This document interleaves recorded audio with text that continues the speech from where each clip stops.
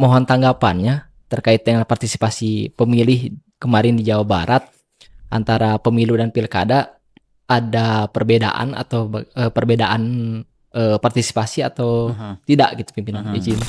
Kalau kita lihat dari beberapa diskursus yang mengemuka di ruang-ruang publik itu kan, pertama adanya kejenuhan masyarakat terhadap pelaksanaan kontestasi elektoral. Di tengah hari ini kita juga menghadapi bonus demografi. Apakah keterlibatan teman-teman di generasi Z lah gitu ketika pemilu dan pilkada kemarin itu cukup signifikan gitu?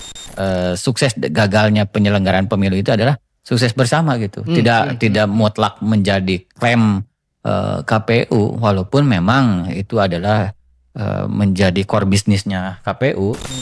Kemarin di Bandung Barat itu memang banyak sekali angka invalid gitu. Artinya memang banyak sekali pemilih yang tidak menyampaikan hak pilihnya gitu.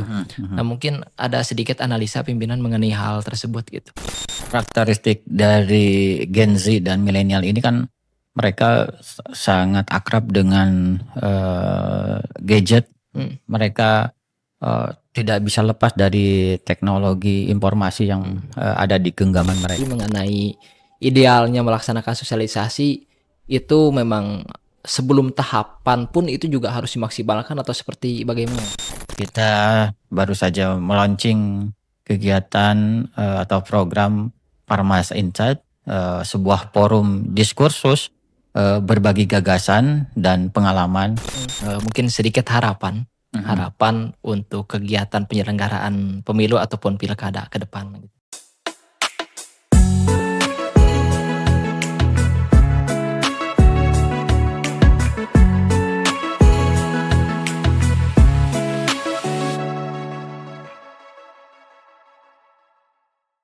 Assalamualaikum warahmatullahi wabarakatuh.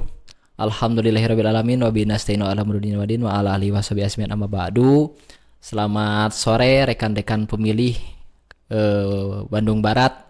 Alhamdulillah pada kesempatan hari ini kami KPU Kabupaten Bandung Barat bisa melaksanakan kegiatan yang biasa dilaksanakan tiap minggu, yaitu ngadem ngawangkong demokrasi. Alhamdulillah hari ini telah hadir di tengah kita pimpinan KPU Jawa Barat, Ketua Divisi Sosdiklih Parmas, Kang Hedi Ardia. Terima kasih pimpinan telah bersedia hadir pada acara podcast yang kami laksanakan.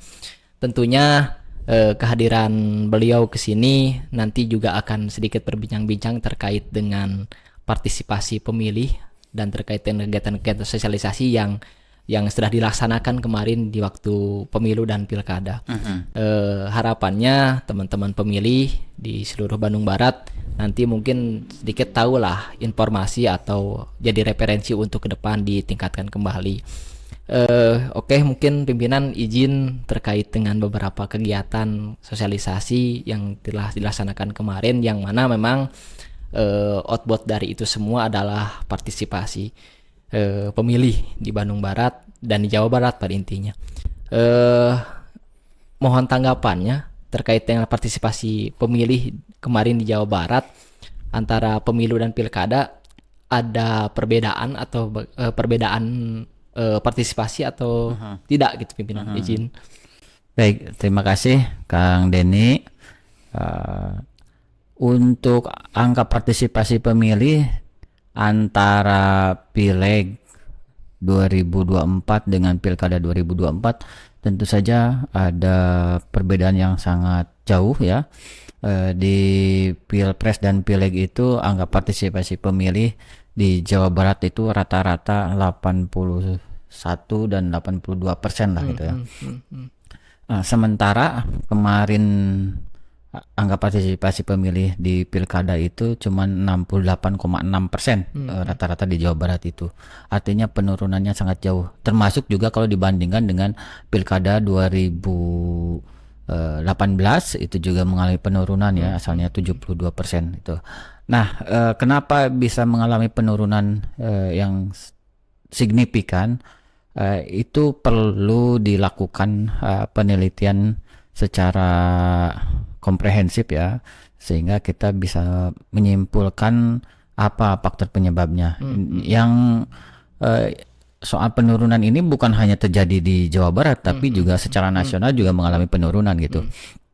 Hanya kalau kita lihat dari beberapa diskursus yang mengemuka di ruang-ruang publik itu kan, pertama adanya kejenuhan masyarakat terhadap pelaksanaan kontestasi elektoral itu, karena antara pilpres dan pileg itu dilaksanakan pada tahun yang sama, bahkan ada beberapa tahapan yang irisannya itu bersamaan gitu ya, di bulan-bulan tertentu gitu, sehingga dari sisi penyelenggaraan ini juga harus diakui membuat konsentrasi dari penyelenggara pemilu itu sendiri menjadi terpecah gitu. Belum lagi soal peserta pemilu itu sendiri gitu ya, yang belum selesai mereka melakukan proses menyikapi terhadap hasil di pilpres dan pileg, mereka sudah dihadapkan dengan tahapan pilkada gitu. Itu beberapa hal yang menurut saya perlu menjadi catatan kita untuk pelaksanaan pilpres, pileg dan pilkada di 5 tahun mendatang gitu. Mengenai partisipasi pemilih itu sendiri, ketika dilihat dari beberapa segmen gitu, mungkin hasil evaluasi yang telah dilaksanakan kemarin, di tengah hari ini kita juga menghadapi bonus demografi. Apakah keterlibatan teman-teman di generasi Z lah gitu, ketika pemilu dan pilkada kemarin itu cukup signifikan gitu, hasil evaluasi mungkin pimpinan? Ya, memang untuk generasi Z ini termasuk generasi milenial juga bisa dibilang mendominasi ya dalam struktur demografi pemilih kita gitu. Hampir 50%-nya itu adalah pemilih muda gitu. Oleh karena itu ini akan berdampak terhadap strategi komunikasi kita penyelenggara pemilu dalam mensosialisasikan, dalam melakukan pendidikan politik terhadap mereka gitu. Bahkan menurut saya seharusnya bukan menjadi kepentingan dan concern penyelenggara pemilu, tapi juga pemerintah dan peserta pemilu itu sendiri. Dalam hal ini adalah partai politik gitu. Mudah-mudahan lah kalau semua komponen menyadari mengenai fungsinya masing-masing, saya pikir ke depan kita tidak perlu lagi saling menyalahkan. Kalaupun sukses gagalnya penyelenggaraan pemilu itu adalah sukses bersama gitu, tidak mutlak menjadi klaim KPU, walaupun memang itu adalah menjadi core bisnisnya KPU, termasuk juga Bawaslu, tapi juga bisa menjadi sukses bersama semua komponen bangsa di Republik ini. Terkait dengan masih dengan generasi Z, dan yang mana memang itu menjadi bonus untuk masa hari ini. Idealnya kan ketika hari ini populasi generasi Z itu lebih dominan ketimbang populasi generasi-generasi yang lain, tentunya harapan saya ataupun yang menjadi pemikiran saya adalah mereka lebih cerdas di dalam menentukan pilihan. Nah, kemarin di Bandung Barat itu memang banyak sekali angka invalid gitu. Artinya memang banyak sekali pemilih yang tidak menyampaikan hak pilihnya gitu. Nah, mungkin ada sedikit analisa pimpinan mengenai hal tersebut gitu. Ya, kalau untuk karakteristik dari Gen Z dan milenial ini kan mereka sangat akrab dengan gadget. Mereka tidak bisa lepas dari teknologi informasi yang ada di genggaman mereka gitu, sehingga asupan informasi yang cepat kepada mereka itu membentuk karakter dan daya pikir kritis mereka gitu sebagai pemilih.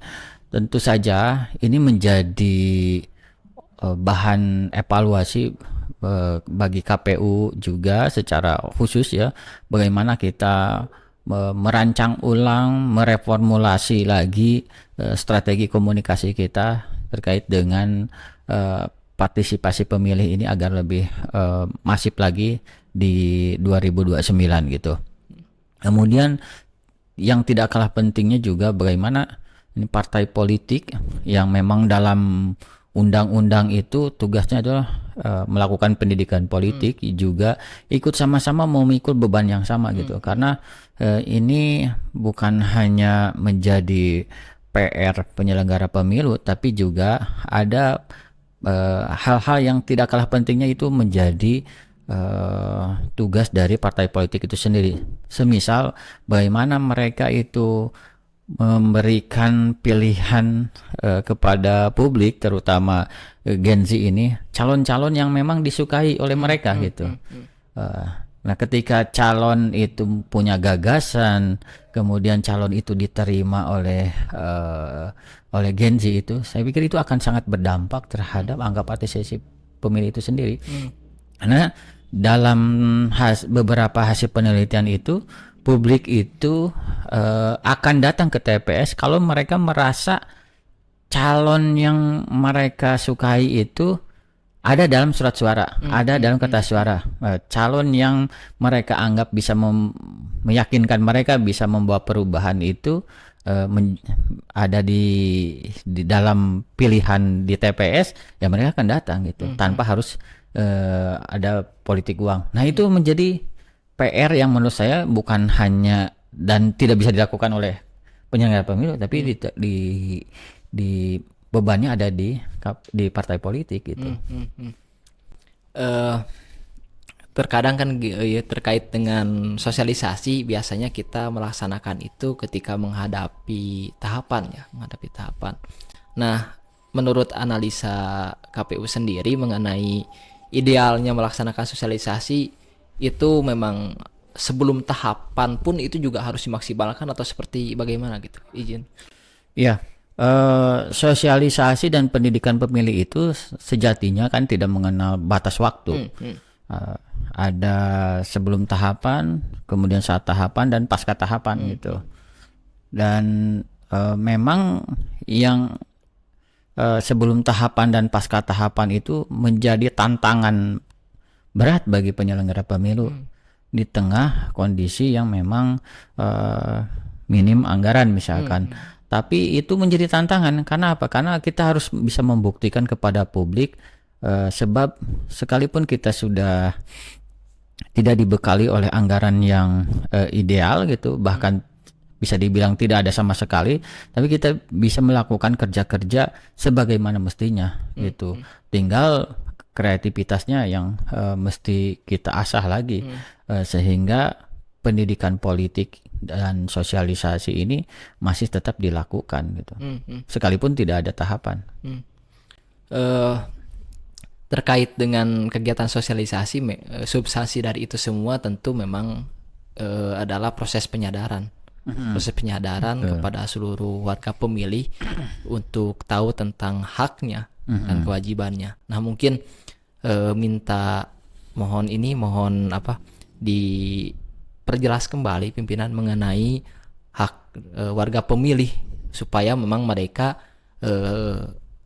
berkewajiban untuk menyampaikan hak pilihnya gitu. Baik, kepada warga Kabupaten Bandung Barat yang telah punya hak pilih, jangan ragu untuk menggunakan hak pilihnya, datang ke TPS, karena apa yang kita pilih itu tentu saja akan menentukan masa depan daerahnya gitu. Dan ketika kita tidak menggunakan hak pilih, maka kita sendiri yang rugi karena kita sudah menyia-nyiakan sebuah kesempatan untuk melahirkan pemimpin yang kita anggap bisa membawa perubahan gitu. Bahkan kalau kita lihat dari beberapa referensi itu disebutkan buta politik itu ada buta yang paling berbahaya gitu.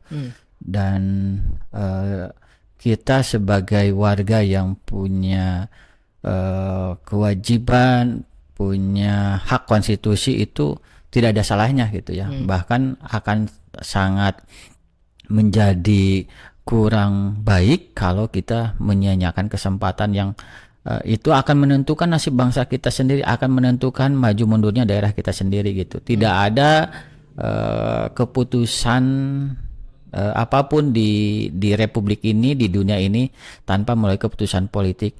Dan ketika kita datang ke TPS, itu artinya kita akan menentukan keputusan politik kita 5 tahun yang akan datang. Oleh karena itu penting sekali. Jadi nasib kita yang memang ditentukan oleh kita sendiri ya. Betul. Ya, dengan hari ini kita menyampaikan hak pilihnya kita ke TPS. Jadi kalau memang kita hari ini punya keinginan untuk membangun bangsa ke depan lebih baik, memang kita harus berpartisipasi dalam kegiatan tersebut. Di tengah tahapan sekarang mungkin pimpinan di KPU Jawa Barat sendiri akan kegiatan-kegiatan apa yang memang akan dilaksanakan dan akan dilaksanakan? Hari ini kita baru saja menuntaskan monitoring dan evaluasi terhadap kinerja media sosial yang dilakukan oleh KPU Kabupaten Kota se-Jawa Barat. Itu akan menjadi evaluasi rutin bagi kami di KPU Provinsi Jawa Barat per triwulan gitu ya rencananya. Kemudian juga kita baru saja melaunching kegiatan atau program Parmas Insight, sebuah forum diskursus berbagi gagasan dan pengalaman antar divisi Parmas se-Jawa Barat gitu. Mudah-mudahan ini menjadi semacam Center of Excellence di KPU Jawa Barat, khususnya divisi Parmas periode 2023-2028 gitu. Closing statement pimpinan, mungkin sedikit harapan untuk kegiatan penyelenggaraan pemilu ataupun pilkada ke depan gitu. Baik, pemilu itu memang sebuah ritual 5 tahunan, tapi sesungguhnya di balik itu semua ada proses yang tidak pernah henti, yaitu pendidikan politik itu. Oleh karena itu kami selaku penyelenggara pemilu tidak henti-hentinya untuk mendapatkan masukan atas apa yang menjadi kekurangan di sebelumnya. Kemudian juga mari kami sangat membuka diri untuk memperbaiki kinerja-kinerja yang dianggap belum maksimal, dan kami pun tidak akan pernah lelah melakukan pendidikan politik terhadap masyarakat sehingga muaranya nanti kami berharap pemilih kita itu menjadi berkualitas lagi. Ujung-ujungnya itu bukan hanya kuantitas yang kita kejar, tapi adalah kualitas. Sehingga ketika pemilih kita itu berkualitas, pemilih kita itu kritis, saya sangat yakin peserta pemilunya juga gitu akan terbawa oleh suasana positif tersebut. Dan demokrasi kita akan semakin sehat.